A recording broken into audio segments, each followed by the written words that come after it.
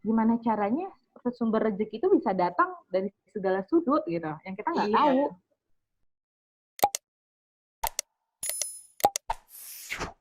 Assalamualaikum.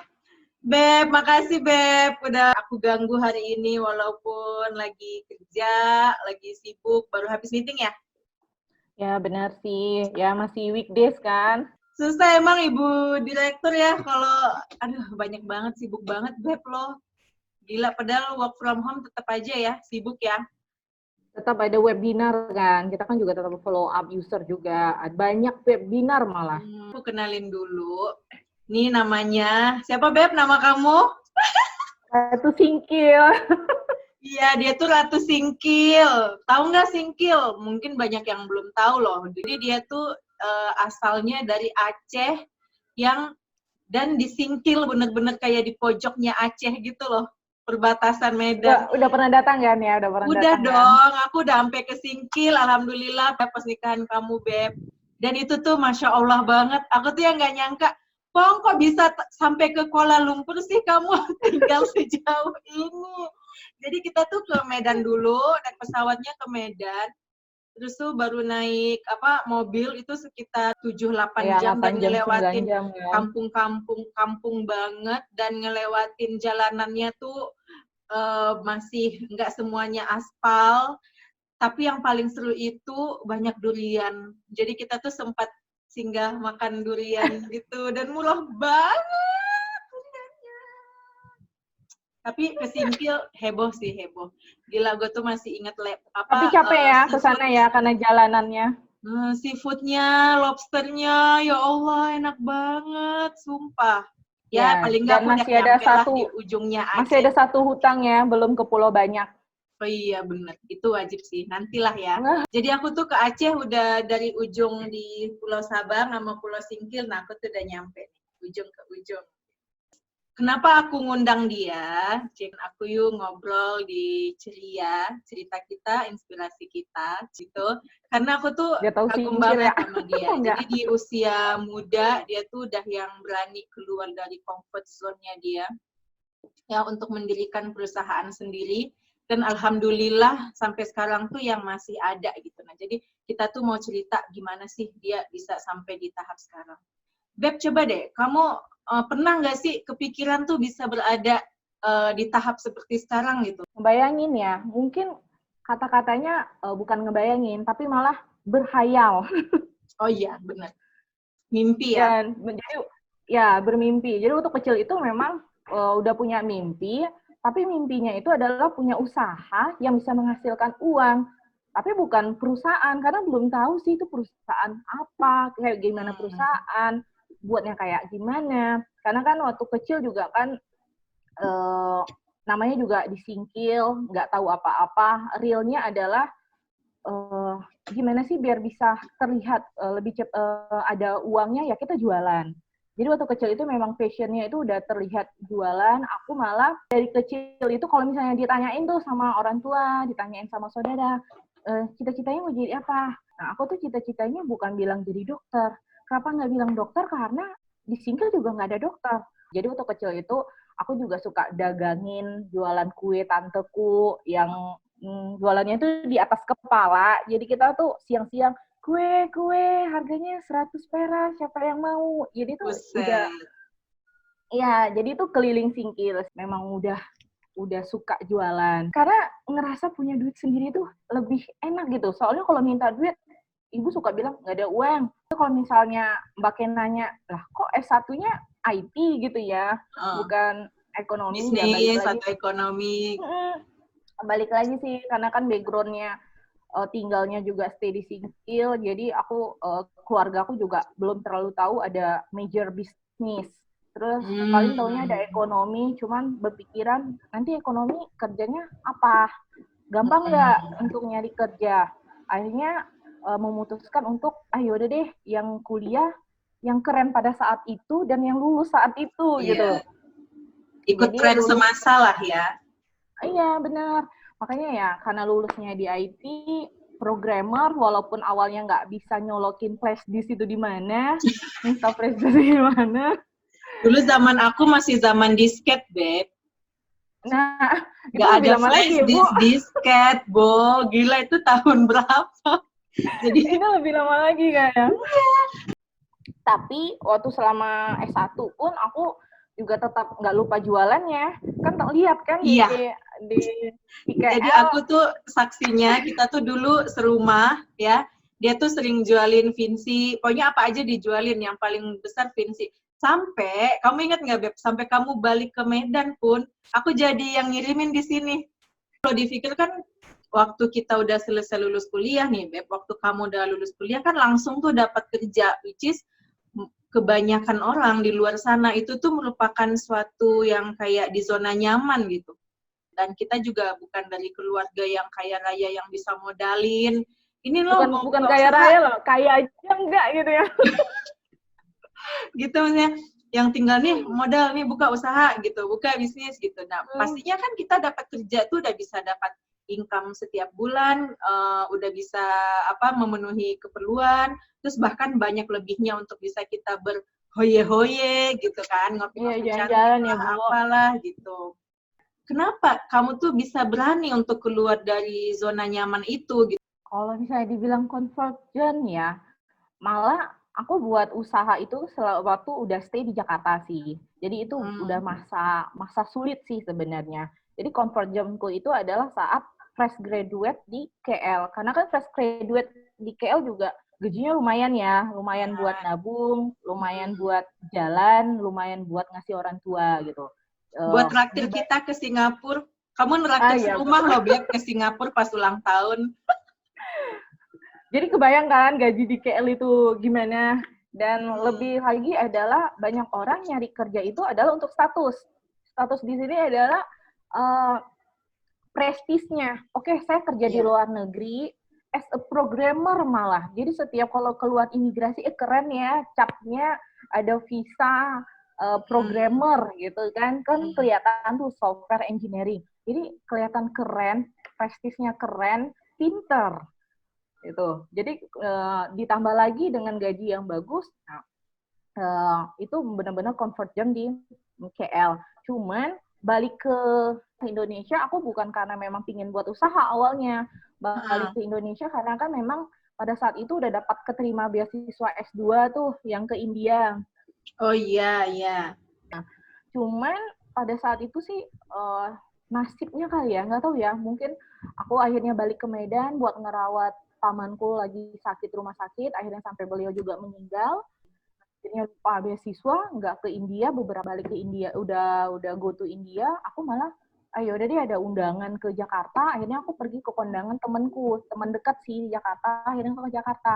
Nah cuman Jakarta, wah ternyata mahal juga ya, malah lebih mahal biaya hidup di Jakarta daripada di KL. Iya, banget.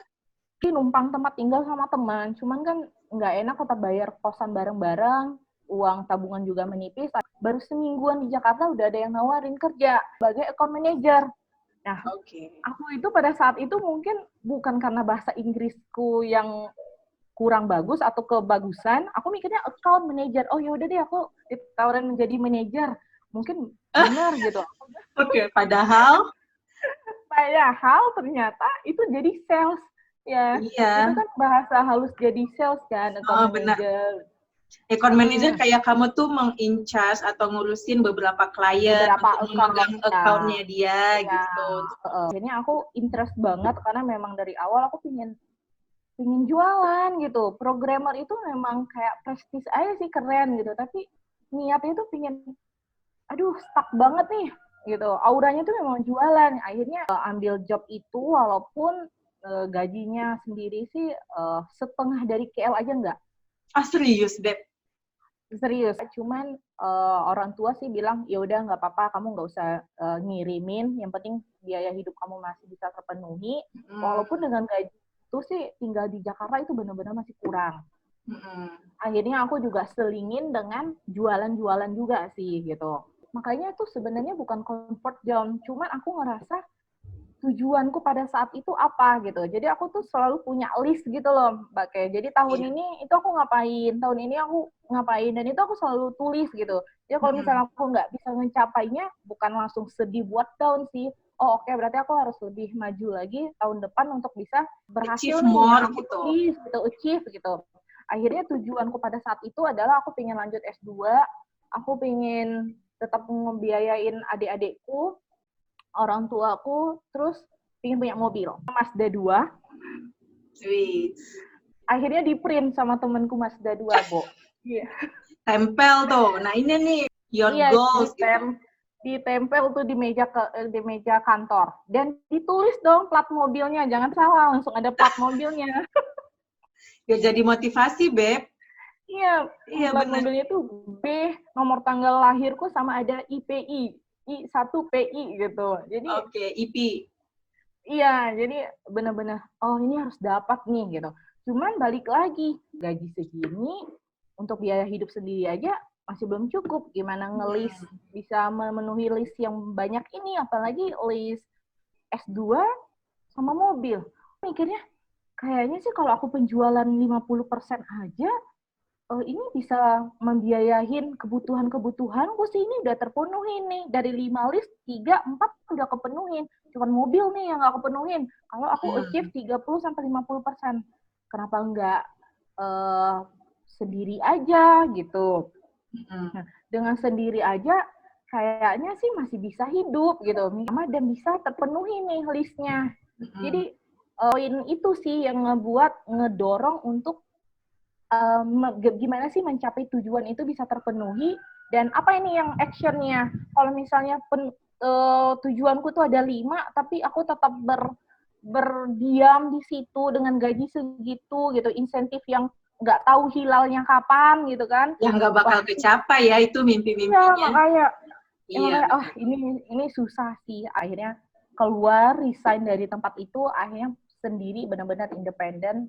Tapi gini, Beb, aku tuh dengar cerita kamu ya, yang buat aku kagum. Sebenarnya temen aku banyak yang punya usaha di luar sana gitu. Cuman ya pastinya mereka otomatis sudah ada modalnya, atau mungkin orang tuanya emang udah background-nya di situ gitu. Sedangkan kalau kayak kamu sendiri kan, Beb, orang tua aja pegawai negeri kan, nggak ada kayak background bisnisnya sama sekali gitu.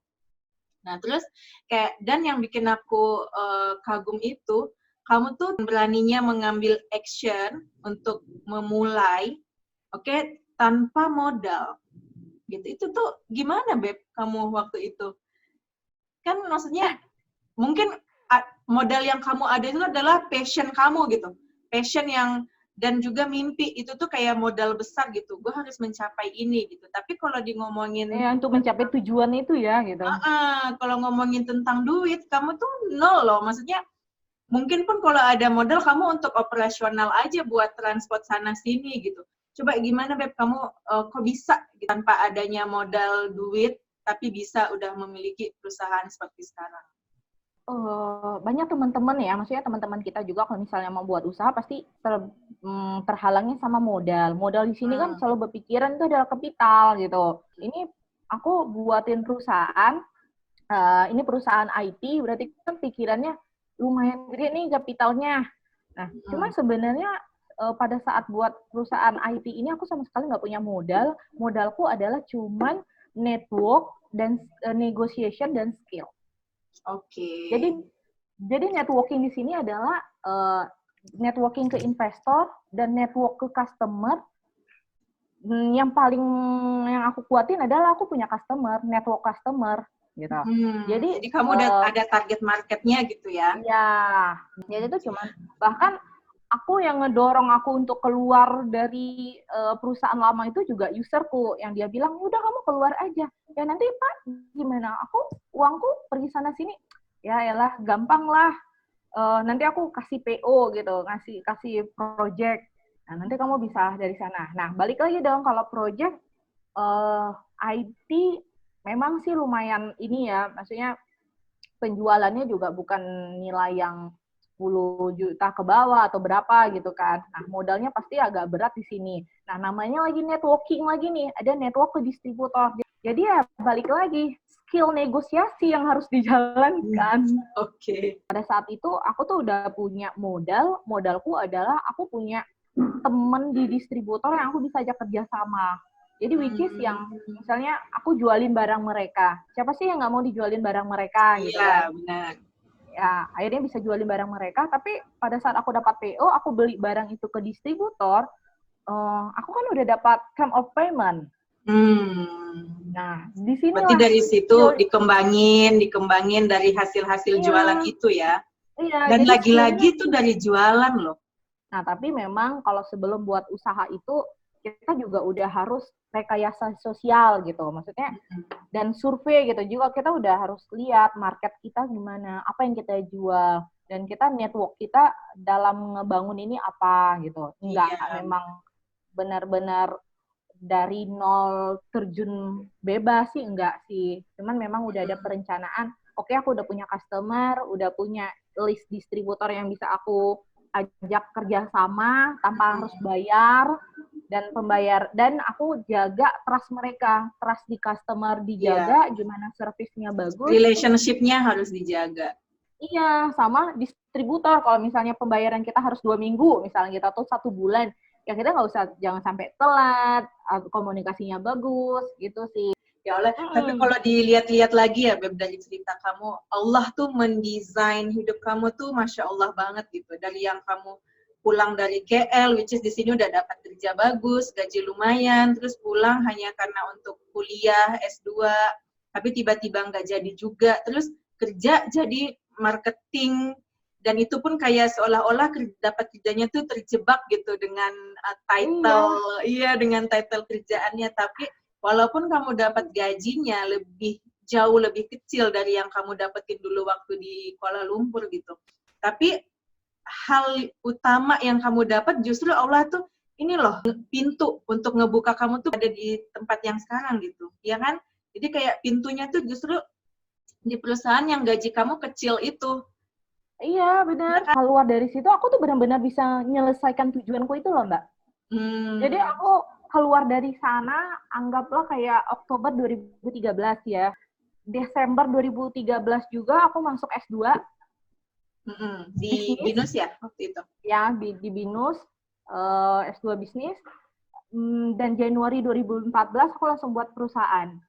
Jadi itu benar-benar cepet sih, dari Risa langsung ngikutinnya. Pokoknya target-targetnya kekejar lah dalam masa yang sama tuh kecapai gitu. Iya, dan nggak nyampe 6 bulan aku juga mencapai tujuanku yang terakhir nih, mobil itu. Dan bayarnya lunas. Oke. Bener, Masya Allah. Berarti semua mimpi, target, goals yang udah kamu set pada saat kamu kerja di Jakarta itu udah tercapai, ya?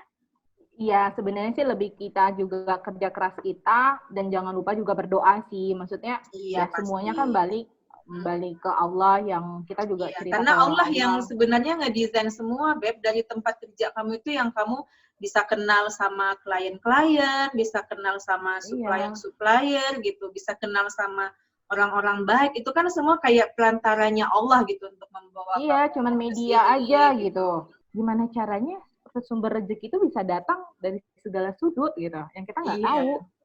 Gimana cash flow perusahaan bisa semakin cepat, ya finance-nya yang kurang dijaga gitu. Tahun kedua aku baru buatin audit finansial, audit finance, akhirnya ketahuan partnerku itu ada